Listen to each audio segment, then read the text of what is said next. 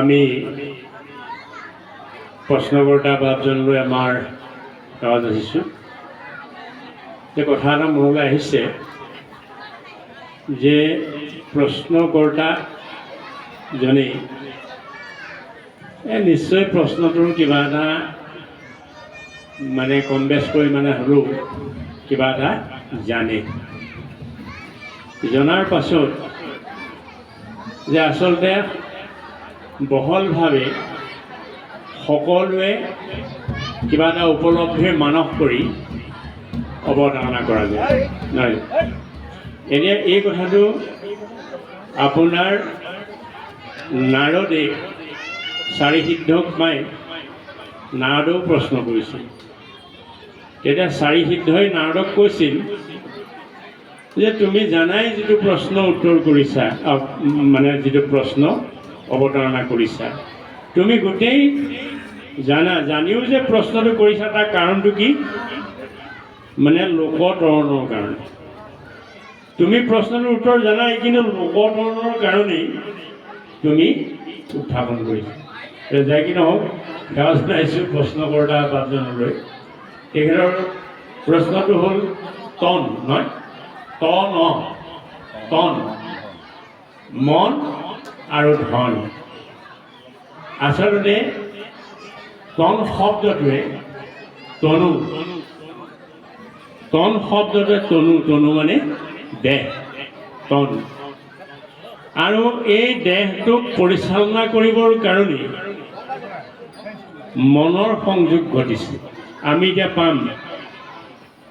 আমি এতিয়া ইয়াত সৃষ্টি বৰ্ণনাৰ ইংগিত এটা দিব, ক'ৰ পৰা কি তত্ত্ব কেনেকৈ আহিছে আমি পাম।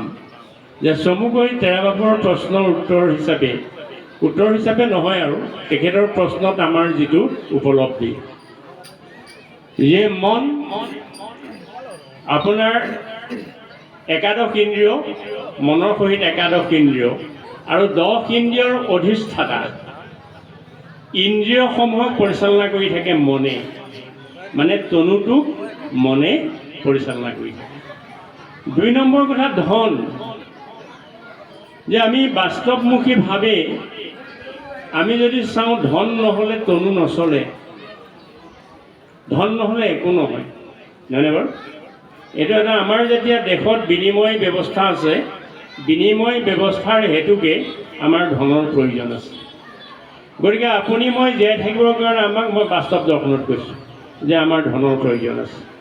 গতিকে সেইকাৰণে এই তনু তন অৰ্থাৎ তনটো পোৱাৰ পাছতে মনৰ প্ৰয়োজন আছে, মনৰ পিছতে ধনৰ প্ৰয়োজন আছে। এই তিনিটা ওতঃপ্ৰোত সম্বন্ধ আছে। এতিয়া লগতে সংগতি ৰাখি বাপৰ প্ৰশ্নটোৰ লগত যে জীৱৰ যিটো তৰণ বা জীৱৰ যিটো কল্যাণ, এই কথাটো ক'বলৈ লৈছোঁ। আধ্যাত্মিকতা বাস্তৱ দৰ্শনত ক'লোঁ যে দেহটো চলিবলৈ মনৰ প্ৰয়োজন আছে। আকৌ আমি বিস্তৃতভাৱে আলোচনা কৰিব পাৰোঁ, নাযাওঁ এতিয়া ইমান দীঘলকৈ, যে এতিয়া মনটো কেতিয়া মনে কেতিয়া দেহক পৰিচালনা কৰে। এতিয়া মনত ৰাখিব, আমাৰ শাস্ত্ৰই কৈছে আৰু বিজ্ঞানেও কৈছে যে দেহটো অৰ্থাৎ একাদশ ইন্দ্ৰিয় অৰ্থাৎ 24টা তত্ত্ব কিন্তু জড়, ইয়াৰ কিন্তু নিজা শক্তি নাই, ই জড় অৰ্থাৎ মৃত। চৈতন্য শক্তিটো গুচি গ'লে যিটো অৱস্থা মৃত, এইটোৱে তন বোলা বস্তুটো, তাৰমানে দেহ বোলা বস্তুটো। ইয়াত কিবা এটা সত্তা সোমাই আছে কাৰণে ই মই মোৰ হৈ আছোঁ, অৰ্থাৎ চৈতন্য হৈ আছোঁ, আৰু এইটো পৰিচালনা কৰে মন। যি কি নহওক, যে আধ্যাত্মিকতাৰে আমি তনু সম্পৰ্কত নকওঁ, আমি সেইটোৱে আলোচনা কৰি আছোঁ। তনুৱে কি কৰিব লাগে, মই উদাহৰণ দি কৈছোঁ, ইটোৰ লগত সিটোৰ সংযোগ। আপুনি চাবচোন, কৃষ্ণ শব্দটো উচ্চাৰণ কৰাৰ লগে লগে হাতখন যদি হাত জোৰ নহয়, কৃষ্ণ বুলি হাত জোৰ কৰি কৃষ্ণ বুলি কওক, আৰু হাত দুটা তলত ৰাখি আপুনি কৃষ্ণ বুলি কওক। এই তনুৰ কথা কৈছোঁ। বহুত পাৰ্থক্য আছে, অনুভৱৰ মাজত বহুত পাৰ্থক্য আছে। গতিকে তনুৱে সৃষ্টি কৰি, আমাৰ তনুৱেহে সৃষ্টি কৰিব আত্মা পৰমাত্মাক, যিটো অব্যক্ত অদৃশ্যমান সত্তা সেইটোক তনুৱে সৃষ্টি কৰিব, অহং তত্ত্বই সৃষ্টি কৰিব। কাণ কাৰ কাৰ কাৰ অংগ, চকু কাৰ অংগ, নাক কাৰ অংগ, হাত কাৰ, ভৰি কাৰ, এই ইন্দ্ৰিয়বোৰ কাৰ? এতিয়া ৰূপটো ক'ত আছে? মই সেইকাৰণে কৈছোঁ যে তনুৱে সৃষ্টি কৰে। ৰূপটো চকুত আছে। তনুৰ এটা অংশ চকু, এটা অংগ চকু, চকুৱেহে দেখিব ৰূপটো। শুনিব কাণে এটাইকেইটা সংযোগৰ পিছতে, তনুৰ এটাইকেইটা গুণ সংযোগৰ পিছতহে পৰমাত্মা সৃষ্টি হ'ব, পদৰ পৰা মস্ত হ'ব। এইটো তনুৰ গুণ। এতিয়া মন, আপোনাৰ সেই কথাকে আমি বহাৰ পৰা সেই মনৰ অৱস্থাবিলাকেই আলোচনা কৰি থকা হৈছে যে সতৰজতম এই তিনি গুণক লৈ তনুটো যদি মনে চলাই থাকে, তেতিয়াহ'লে ধনৰ পৰা কিন্তু বঞ্চিত হ'ব, পৰম ধনৰ পৰা। বাস্তৱিক ধনৰ কথা নাই কোৱা, এই তোমাৰ আধ্যাত্মিক ধনৰ কথা কৈছোঁ, যিটো ধনৰ কাৰণেই আপোনাৰ বিপ্ৰ দামোদৰৰ বাঞ্ছা নকৰাকৈয়ে অট্টালিকা সৃষ্টি হৈ গ'ল। নহয় জানো? আমাক কাহিনীয়ে বিপ্ৰ দামোদৰ আখ্যানটো কৈ গৈছে। ব্ৰাহ্মণীয়ে কৈছে যে তোমাৰ মানে একেবাৰে ছাত্ৰ জীৱনৰ শিশুকালৰ বন্ধু কৃষ্ণৰ ওচৰলৈ যোৱাচোন, তেওঁ কিজানি আমাক কিবা এটা দয়া কৰে বা অকণমান কিবা এটা হয় বা। কিন্তু তেওঁ ভাবিছে কি, এই সুযোগতে মই তেওঁক দেখিম, এইবোৰ ধন চনৰ কথা নাই, মই তেওঁক এই সুযোগতে দেখিবলৈ পাম। দামোদৰৰ হেঁপাহ হ'ল কৃষ্ণৰ দৰ্শন, আৰু ব্ৰাহ্মণীৰ হেঁপাহ হ'ল কৃষ্ণৰ যোগেদি কিবা এটা পাম। গতিকে এতিয়া বিপ্ৰ দামোদৰৰ যিটো ভাৱ লৈ পেলাই কৃষ্ণৰ ওচৰলৈ গৈছিল, সেইটোৱেই হ'ল ধন। নাম ধৰ্ম মানে নাম পৰম ধন চিন্তহু মন খাই।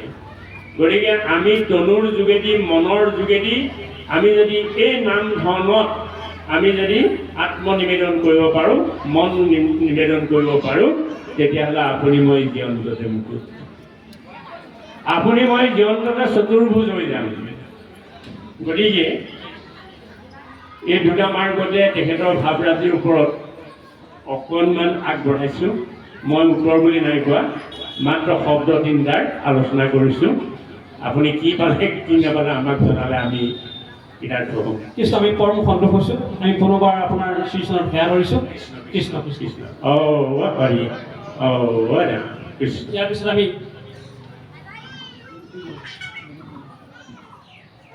পাঠক আৰু ব্যাখ্যাকাৰৰ বাবে আমি খন্তেক সময় বিৰতি দিব বিচাৰিছোঁ। তেখেতৰ আসনত আমি আমাৰ সকলোৱে শ্ৰদ্ধাৰ শ্ৰীযুত মহিমমণি বাপজনাক আসন গ্ৰহণ কৰিবলৈ অনুৰোধ জনাইছোঁ। আমাৰ বলিন ভৰালী বাপৰ ঠাইত আমি আমাৰ শ্ৰীযুত অমূল্যমণি বাপজনাক আমি পাঠৰ আসনত আগবঢ়াইছোঁ। কৃষ্ণ।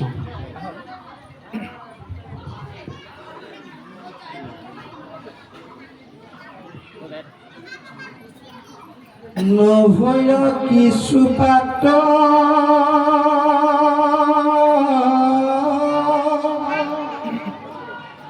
মিছাত পঢ়িল শাস্ত্ৰ,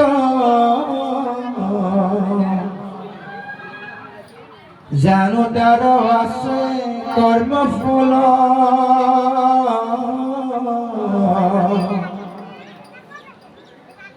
তাতে গেহে কৃষ্ণ গুণ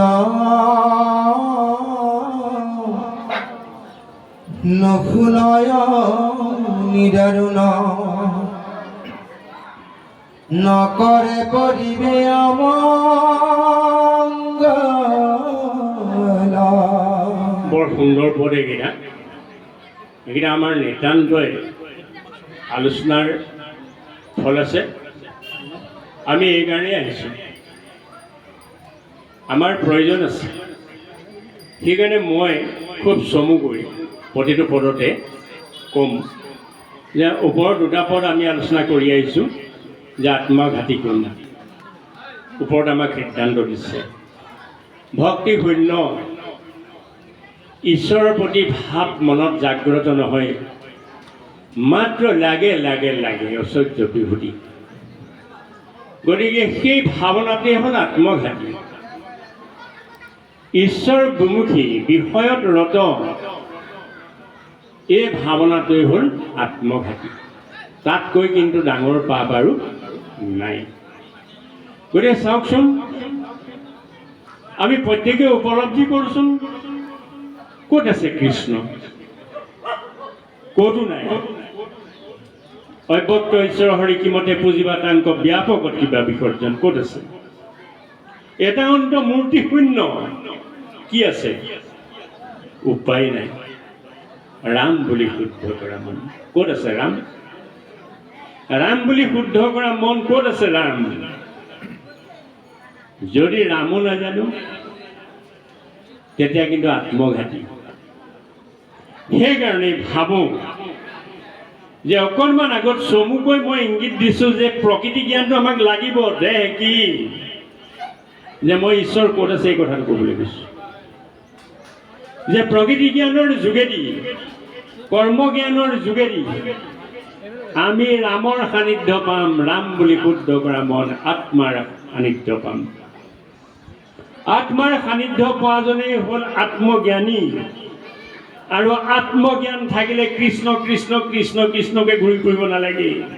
কৃষ্ণ প্ৰাসংগিক স্বভাৱতে। গতিকে সেইকাৰণে কৈছে যে এতিয়া শেষত কৈছে, নভৈল কিছুৰো পাত্ৰ মিছাটো পঢ়িল শাস্ত্ৰ। যে এইবিলাক আমাৰ অথলে গৈছে, কিন্তু আমি একোৰে পাত্ৰ হ'ব নোৱাৰিলোঁ। অৰ্থাৎ আমি শ্ৰৱণ কীৰ্তনৰ যোগেদি আমি একো এটা উপলব্ধি কৰিব নোৱাৰিলোঁ। নহৈল কিছুৰ পাত্ৰ মিছাতে পঢ়িল শাস্ত্ৰ, জানো তাৰ আছে কৰ্ম ফল। যদি এনে গ'ল এই সময়কণ, আমি গ্ৰাম্য কথাতে, ঘৰুৱা ভাৱনাতে, দেহবাদতে যদি এই সময়কণ ইয়াত থকা স্বত্বেও যদি কটাই দিলোঁ, তেতিয়া কি হৈ গ'ল? তাৰো কিন্তু কৰ্মফল ভোগ কৰিব লাগিব। আপোনাৰ যেই নহওক প্ৰতিটো কৰ্মৰে ফল আছেই। যে মই একো কৰা নাই, মই দোষ কৰা নাই, নহয়। আপুনি যিয়েই নকৰক, শুই আছে তাৰো কৰ্ম আছে, সেইটোও কৰ্ম, সেইটোৰ ফল। গতিকে সেইকাৰণে কৈছে, জানো তাৰ আছে কৰ্ম ফল। কৃষ্ণ কথাত থাকি কৃষ্ণ কথা যদি নুশুনো, তাৰো ফল আমি ভোগ কৰিব লাগিব। তাতে সেই কৃষ্ণৰ গুণ থাকি পেলাই, কৃষ্ণৰ যৎগুণ হৈ আছে থাকিও আপোনাৰ নুশুনয় নিদাৰুণ। যে আমি অন্য মনস্ক হৈ আছো, কাইটো ইয়াত আছে কিন্তু মনটো গৈ ক'ৰবাত আছেগৈ। নুশুনয় নিদাৰুণ, সেইজনক নিদাৰুণ বুলি কৈছে। ইমান এটা মহাসংযোগত সংযোগ গ্ৰহণ নকৰি আমি যদি বিফল মানসিকতা প্ৰয়োগ কৰিছোঁ, সেইজনক নিদাৰুণ বুলি কৈছে। আৰু ক'বনে? তাৰপিছত কৈছে, নৰকে পৰিবে অমংগল। পোনপটীয়া সিদ্ধান্ত, এজন নৰকে যাব। নৰক মানে যে আধ্যাত্মিকতাৰে যদি আমি বিশ্লেষণ কৰোঁ, এটা তনু লাভ কৰাটোৱেই নৰক। তাতকৈ আৰু আছে নেকি? তনু মানে দুখ, দুখ মানে নৰক। তাকে ভাগ আছে কিছুমান। গতিকে আমি এই তনুটো পোৱা মানেই নৰক। অৰ্থাৎ যদি চাওঁ, আমি জন্মটো কিমান যন্ত্ৰণা, মাতৃৰ গৰ্ভত কিমান যন্ত্ৰণা, ভূমিষ্ঠ হোৱাৰ পাছত কিমান যন্ত্ৰণা, আহি আহি যন্ত্ৰণাৰ মাজেদি আহি শেষ নিশ্বাসটো কম যন্ত্ৰণা নেকি? এনে নাযায়। ইয়াৰ পৰা জীৱ এনে নাযায়, কিবা এটা যন্ত্ৰণা। সেইকাৰণে কৈছে, মানে আপোনাৰ যমৰ তিনিদূত, শেষ নিশ্বাসত যমৰ তিনিদূত মানে যন্ত্ৰণা। গতিকে আপুনি মই যদি কৃষ্ণ কথাত বিমুখ হওঁ, শ্ৰৱণ কীৰ্তনত যদি বিমুখ হওঁ, তেতিয়াহ'লে আমাক নিদাৰুণ বুলি ঘোষণা কৰিছে। নিদাৰুণ। আৰু নৰকে পৰিবে অমংগল। অমংগল, সুমংগল, অমংগল মানে সৃষ্টি থকালৈকে আপুনি নৰক যন্ত্ৰণাৰে সদায় অমংগলতে বিচৰণ কৰি থাকিব লাগিব। গতিকে বাবাই সমস্ত অনুভৱ ভাবোঁ যে নিজক নিজে কেতিয়াবা প্ৰশ্ন কৰোঁ, প্ৰহ্লাদে 5 বছৰৰ পৰা কিয় ভক্তি কৰিছিল, ধ্ৰুৱে 5 বছৰৰ পৰা কিয় ভক্তি কৰিছিল, ধ্ৰুৱৰ প্ৰহ্লাদৰ যুৱ মানসিকতা আছিল নে নাই, তেওঁলোকৰ সাংসাৰিক জীৱনৰ সুখ ভোগ আছিল নে নাই, তেতিয়াহ'লে ইয়াৰ উত্তৰটো কি হ'ল?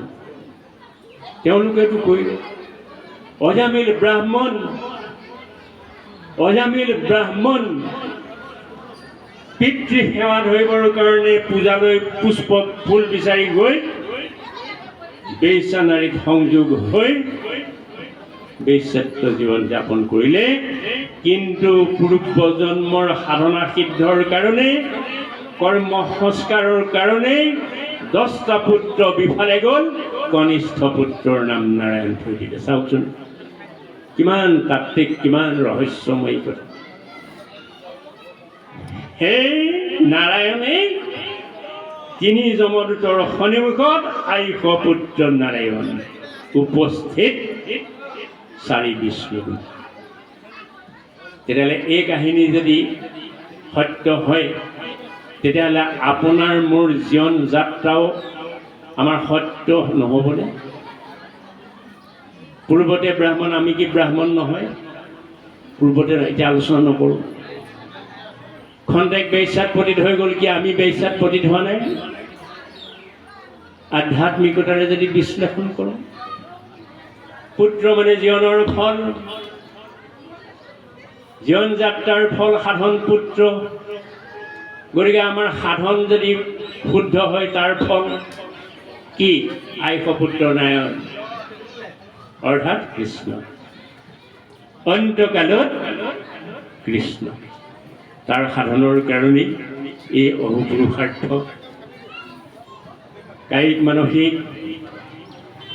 আপোনাৰ ইমান কায়িক লেখ কিহৰ কাৰণে? যে শেষ নিশ্বাসত কৃষ্ণ হওক প্ৰভু, এই সাধন। আৰু সেই অৰ্থে কৈছে যে তাতে সেই কৃষ্ণৰ গুণ নুশুনয় নিদাৰুণ, নৰকে পৰিবে অমংগল। যে আমি সৃষ্টি থকালৈকে আয়াজাত ঘূৰি থাকিব লাগিব, এয়ে অমংগল, এয়ে নৰক।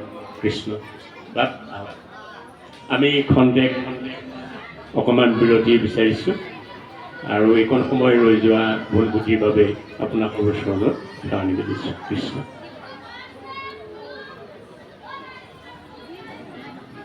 এতেকে কৃষ্ণৰ কথা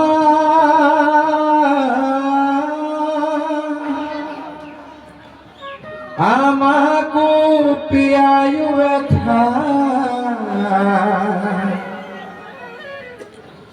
উধাৰিয়া সৰ্বশাস্ত্ৰ সাৰ,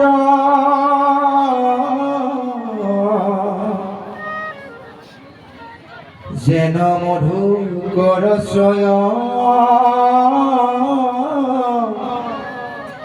পুষ্পৰস উধাৰয়, সেই মতে কৰিয়া প্ৰচাৰ,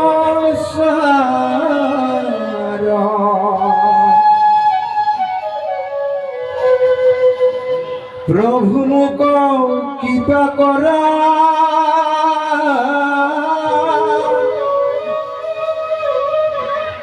কয়ো প্ৰাণ গোবিন্দৰ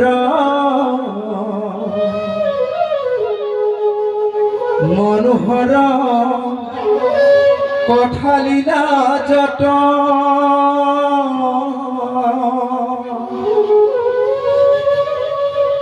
সংসাৰৰ যত তাপ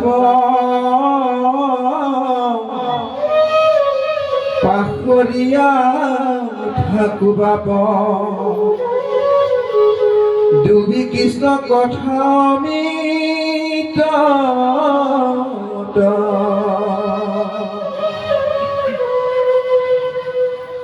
নিগদতি ফুক দেখি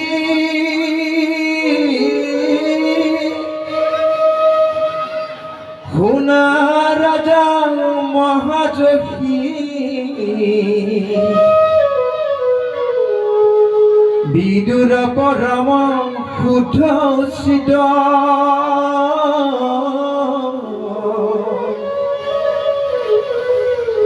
কৰিয়েহি প্ৰশ্ন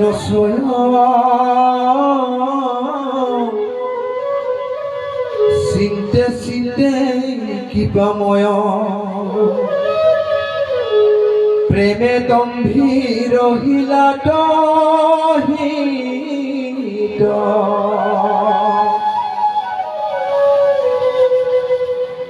বিদুৰৰ দেখি ভাব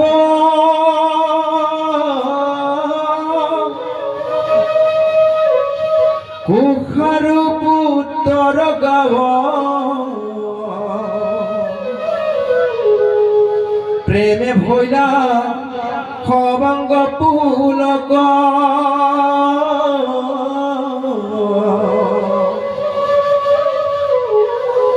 সমৰি কৃষ্ণৰ বাণী পাছে লিখি মহামানী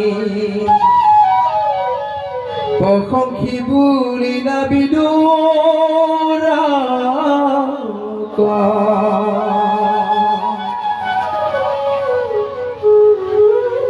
জয় জয় কৃষ্ণদেৱ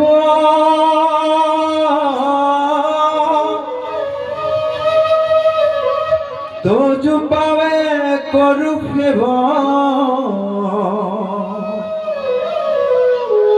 কৃপা কৰা অধৰ্মক মুক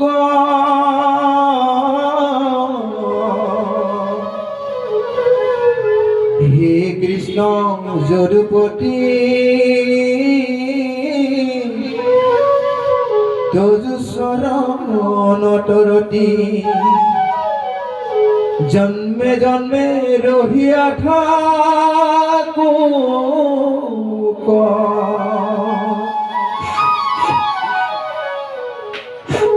কৃষ্ণ কৃষ্ণ পঞ্চধাৰ আইবা সমস্ত যুৱক যুৱতী সমস্ত আপোনালোকে আমাক চিনি পাইছে অলপ আগত আমি এই আসন ভাগত আছিলোঁ সেয়েহে উদ্যোক্তাসকলে আকৌ আমাক অকণমান আগবঢ়াইছে সেয়েহে আপোনাৰ খবৰ চৰণত আমি সেৱা ধৰা হৈছে আৰু বৰুৱা বাপে আপোনাৰ খবৰ তাত্ত্বিক দিশত যি আলোচনা বহালে আপোনাৰ সবে সম্ভৱ আনন্দিত হৈছে সেয়েহে আমি বৰুৱা বাপে পদৰ য'ত এৰিছে তাকেহে আমি অকণমান আগবঢ়াম বুলি ভাবিছোঁ বা সমস্ত ইয়াত এটা শব্দ কৈছে নৰক সেই শব্দটোৰ বিষয়েহে আমি অকণমান আগবঢ়াম তাৰপিছত আমি পিছলৈ যাম যে আমি নৰক কেতিয়া আহে কপিলে মাকক কৈছিলে হে মা স্বৰ্গ নৰক দুইকো ঐত দেখা আই কতো সুখ কতো দুখত প্ৰাণ যায় স্বৰ্গ নৰক ইয়াতে আছে বোলে এখন বেলেগ স্বৰ্গ নাই নেকি বোলে আছে তথাপিতো আপুনি স্বৰ্গলৈ যাব নৰকলৈ যাব সেই সিদ্ধান্তটো ইয়াতে হ'ব ইয়াৰ পিছতহে ক'ত যাব সেইটো হ'ব এতিয়া নৰক কেতিয়া আহে আমাৰ মানুহৰ জীৱনলৈ কিন্তু এটা কথা মনত ৰাখিব ভকতৰ জীৱনলৈ নৰক নাহে আমি ভকত হ'বলৈ চেষ্টা কৰিছোঁ আৰু ভকত হ'বলৈ আমি শাস্ত্ৰ ভাগৱত পঢ়িছোঁ অভ্যাস কৰিছোঁ এই অভ্যাসৰ বলত এদিন আমি কৰ্মবন্ধ শেষ হ'ব আমি যিবিলাক কৰ্ম কৰিছোঁ সেই কৰ্মবিলাক যেই নকৰক লাগে তাত কৰ্মবন্ধ আছে আৰু এইটো অভ্যাসৰ বলত আমি সেই স্বৰ্গ অতিক্ৰম কৰি বৈকুণ্ঠলৈ যাবলৈ আমি সক্ষম হ'ম। ভগৱন্তে উদ্ধৱক কৈছে, হে উদ্ধৱ, কাম ক্ৰোধ অন্ধ যেবে কৰৈ পুৰুষক, মোক পাহৰিলে মিলে তেখনে নৰক। সদায় এটা কথা লক্ষ্য ৰাখিব লাগিব যে কাম আৰু ক্ৰোধ, কামৰ উৎপত্তি স্থান, ক্ৰোধৰ উৎপত্তি স্থান জানিবা কাম, যদি দিয়া কিছু তাক কৰোঁ পহম। যে কামনা যেতিয়া আহে, কামনা পূৰণ নহ'লে ক্ৰোধ আহে। ক্ৰোধ আহিলে কি হ'ব? নৰকত পৰিব বুলি কৈছে। হিতাহিত জ্ঞান নাইকিয়া হৈ যাব। কাম সম ভক্ষক যে ত্ৰিভুৱনে নাই, যিমান দিয়া মানে তৃষ্ণা বাঢ়ি যায়। প্ৰভু ভগৱন্তই আপোনাক ঐশ্বৰ্য বিভূতি যিমান দিছে সিমানতে কামনা পূৰ হোৱা নাই, আৰু লাগে, আৰু লাগে, আৰু লাগে। গতিকে কামৰ সমান ভক্ষক পৃথিৱীত নাই।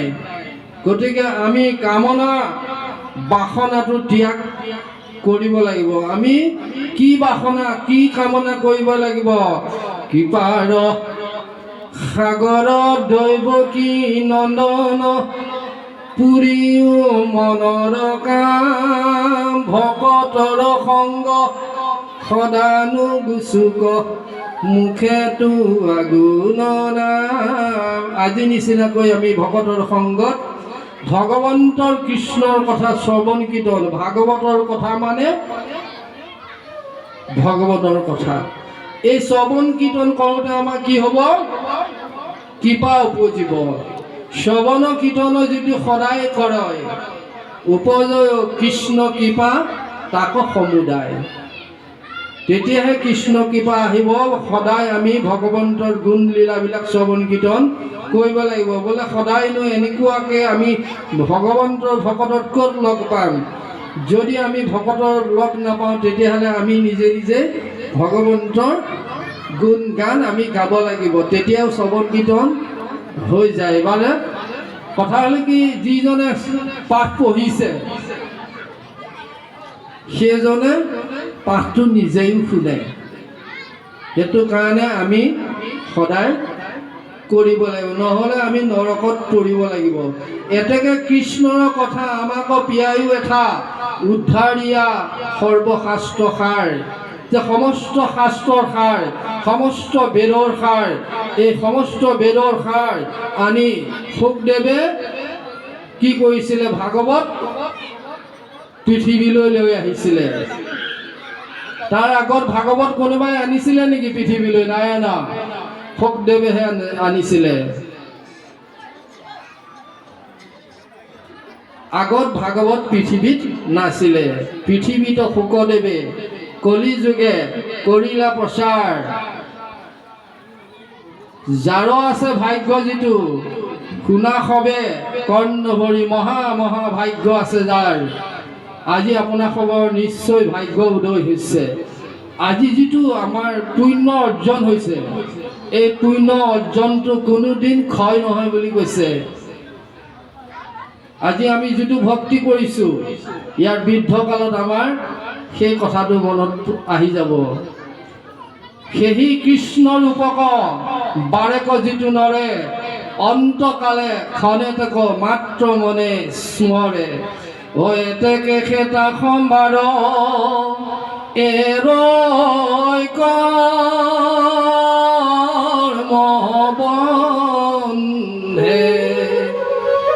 ও পৰম বৈষ্ণৱ জ্ঞান লভে প্ৰবন্ধে। জ্ঞান বহুত বিধৰ জ্ঞান আছে, বৈষ্ণৱ জ্ঞানটো বেলেগৰ লগত নিমিলে। আৰু যেতিয়া সেই সময়ত ভগৱন্তৰ কথা স্মৰণ কৰিব, তেতিয়া কি হ'ব, বৈষ্ণৱ জ্ঞানটো সেই মানুহজনৰ উপাৰ্জন হ'ব। যেতিয়া বৈষ্ণৱ জ্ঞান আহিব তেতিয়া কি হ'ব, যে বৈষ্ণৱে দেহাক লাগি নকৰে কষ্ট অনিত্য শৰীৰ একেদিনে হৈ নষ্ট। বৈষ্ণৱ যেতিয়া হৈ যায় তেতিয়া এই দেহৰ প্ৰতি মমতা নাথাকে। বোলে কি থাকে, আত্মাৰ লগত সম্বন্ধ থাকে। দেহটোৰ কথা ভাবি একো লাভ নাই, কাৰণ এইটো দেহ মৰিলে অৱশ্যে হৈব বিষ্ঠা পলু চাই।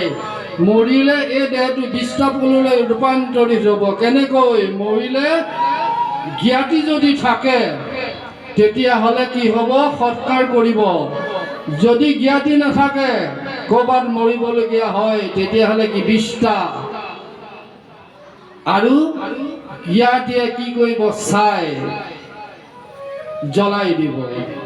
সেই দেহটোকে আমি অহংকাৰ কৰি আজি আমি সকলো কথা জানো, যে এটা কথাও আমি নজনাকৈ নাথাকোঁ। সকলো কথাই জানো যে সকলোতে ভগৱন্ত বিৰাজমান হৈ আছে, কিন্তু আমি নেমানো। কিয় নেমানো? সি হৈছে ৰহস্য। ভগৱন্তৰ মায়াই বন্দী কৰি থৈছে, আত্মাক জানিবলৈ সুবিধা নিদিয়ে। যদি আমি সদায় শ্ৰৱণ কীৰ্তন কৰোঁ তেতিয়া আমাৰ কি হ'ব, কৰ্মৰ মল গুণৰ মল। যেনেকৈ চাবোন মাৰাৰ পিছত আপুনি কিমান দিন কাপোৰটো ধোৱা নাই, কিমান দিন পাঞ্জাবী চোৱাটো ধোৱা নাই, বহুত দিন ধোৱা নাই, ময়লা হৈ গৈছে। কিন্তু ময়লা হ'বলৈ দিয়ক, তাক যদি চাবোন বাৰে বাৰে মৰা হয় তেতিয়াহ'লে আপুনি দেখিব সেই চাদৰখন, আইসকলে লোৱা চাদৰখন আৰু বাপ সমস্তই লোৱা চেলেং আৰু চাৰ্টটো চফা হৈ যাব। ঠিক তেনেদৰে আমাৰ হৃদয়ত লগা অসন্তৰ সংগত, কুকথাৰ সংগত আমি কথা পাতোঁতে আমাৰ চিত্তন মলি লাগিছে। চিত্তন মলি কেতিয়া লাগিব? আমি কুকথা বেছি পাতোঁ। বোলে কুকথা কেনেকুৱা কথা? হৰি বিনে আন কথা যতে কয়,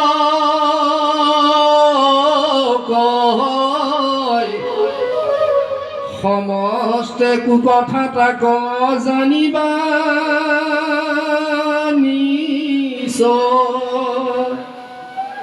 ঈশ্বৰৰ কথা বাদে আমি যিবিলাক কথা পাতোঁ সেইবিলাক কথা, বিষয় কথা, সেইবিলাক কথা কুকথা। তাকো যিটো অভাগীয়ে শ্ৰৱণ কৰাৰ পূৰ্ব পুণ্য ফলক্ৰমে নষ্ট হয়।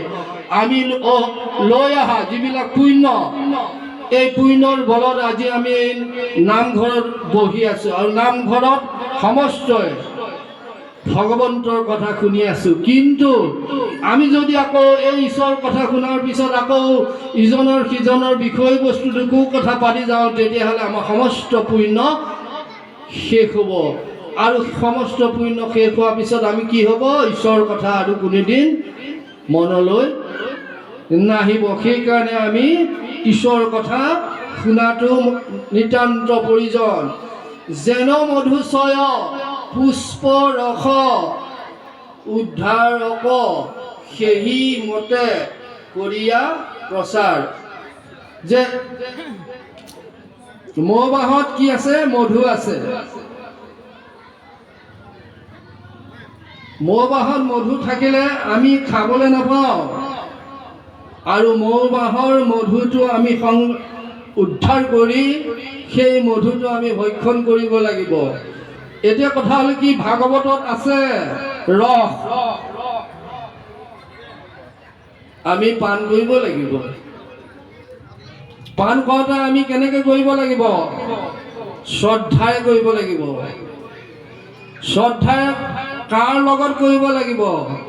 মহন্তৰ সংগত। মহন্ত কোন? গোসাঁইজনক মহন্ত বুলি কয় নেকি? যে ব্ৰাহ্মণ কাক কয়? এই লগুণ ল'ৰাজনক ব্ৰাহ্মণ বুলি কয় নেকি? বোলে নকয়। বোলে কোনজনক কয়? যিজনে ভগৱন্তৰ তত্ত্ব, ভগৱন্তক জানিছে, সেইজনেই ব্ৰাহ্মণ। আৰু আপোনাক ক'ব, মই এটা কথা কেতিয়াও নোলাই, কথাটো মনত নাথাকে, কিন্তু আপোনাক সবে আমি কি ধৰ্ম কৰিছোঁ এই কথাটো কোনোবাই বিপৰীত বুলি ভাবিব পাৰে, কিন্তু বিপৰীত বুলি ভাবিব নালাগে। আমি ব্ৰাহ্মণৰ ধৰ্ম প্ৰচাৰ কৰিছোঁ আৰু ব্ৰাহ্মণৰ ধৰ্ম আমি লৈছোঁ। তেতিয়াহ'লে বাকীসকলে লগুণ লোৱাসকলে ব্ৰাহ্মণৰ ধৰ্ম প্ৰচাৰ কৰা নাই নেকি? বোলে নাই কৰা। তেওঁবিলাকে কি কৰিছে? দেৱীৰ ওচৰত বলি দিছে। সেইকাৰণে কৈছে আমি ব্ৰাহ্মণৰ ধৰ্ম পালন কৰিছোঁ। শুকদেৱৰ ব্যাস হৈছে ব্ৰাহ্মণ, শুকদেৱ হৈছে ব্ৰাহ্মণ, আৰু সেই ব্ৰাহ্মণে প্ৰচাৰ কৰা যিখন ভাগৱত আজি আমি শ্ৰৱণ কীৰ্তন কৰিবলৈ আগবাঢ়িছোঁ। তেতিয়াহ'লে আমি ব্ৰাহ্মণ হয়নে নহয়? বোলে চতুৰ্বৰ্ণং মায়া সৃষ্টম গুণ কৰ্ম বিভাগস্য, চতুৰ্বৰ্ণ ভগৱানে নিজেই সৃষ্টি কৰিছে, কিন্তু ব্ৰহ্মক জানন্তি ব্ৰাহ্মণ। আজি আমি সমস্তৰে ব্ৰাহ্মণ, কাৰণ যিহেতু আমি ইয়ালৈ কিয় আহিছোঁ? যে ভগৱন্ত কথা শুনিবলৈ আহিছে। ভগৱন্তৰ 1 নম্বৰ ব্ৰাহ্মণ। ব্ৰাহ্মণৰ ভিতৰত ভগৱন্তই 1 নম্বৰ ব্ৰাহ্মণ, ঋষিৰ ভিতৰত 1 নম্বৰ ঋষি, আৰু মুনিৰ ভিতৰত 1 নম্বৰ মুনি ভগৱান কৃষ্ণ। যিজন কৃষ্ণই দৈৱকী গৰ্ভত উৎপত্তি হৈছিলে সেইজনেই হৈছে ব্ৰাহ্মণ। প্ৰভু মোক কৃপা কৰা, লৈও প্ৰাণ গোবিন্দৰ মনোহৰ কথা লীলা যত। প্ৰভু মোক কৃপা কৰা, কাক কৈছে? মৈত্ৰেয়ক কৈছে বিদুৰে, হে প্ৰভু মোক কৃপা কৰা। বোলে কি কেনেদৰে কৃপা কৰিব লাগে? মোক বেলেগ কৃপা কৰিব নালাগে, টকা পইচা ঐশ্বৰ্য বিভূতি মোক দি কৃপা কৰিব লাগে। মোক কি দিয়ক? যে কৃষ্ণৰ কথা কিছুমান মোক কওক, যে কৃষ্ণৰ কথা ক'লে এই সংসাৰ চক্ৰৰ পৰা হাত সাৰিব পাৰে। নহ'লে বাৰে বাৰে এই সংসাৰে ভ্ৰমি থাকিব লাগিব, মৃত্যু হ'ব লাগিব। মৃত্যু হ'লে কি হ'ব? জন্ম হ'ব, জন্ম হ'লে কি হ'ব? মৃত্যু হ'ব। কিন্তু তাৰ পৰা আমি অতিক্ৰম কৰিব লাগিব। কি? মৃত্যুৰ ঠাইত আমি মুক্তি আনিব লাগিব। কেনেকৈ? আমি অভ্যাসৰ বলেৰে আমি মুক্তি কেনেকৈ পাম, বা আমি প্ৰভু ভগৱন্তৰ ওচৰলৈ কেনেকৈ যাম?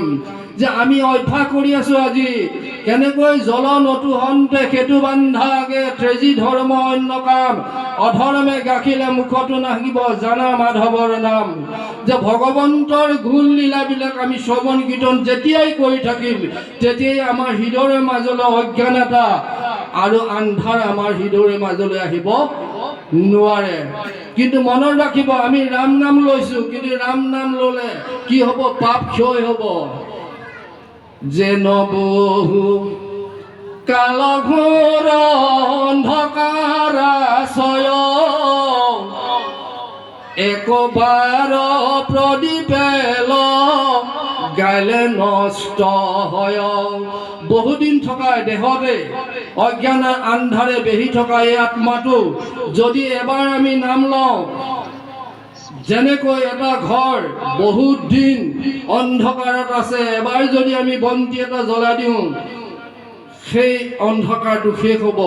সেইমতে হৰিনাম ল'লে একবাৰ অনাদি জনমৰ পাপ হৈ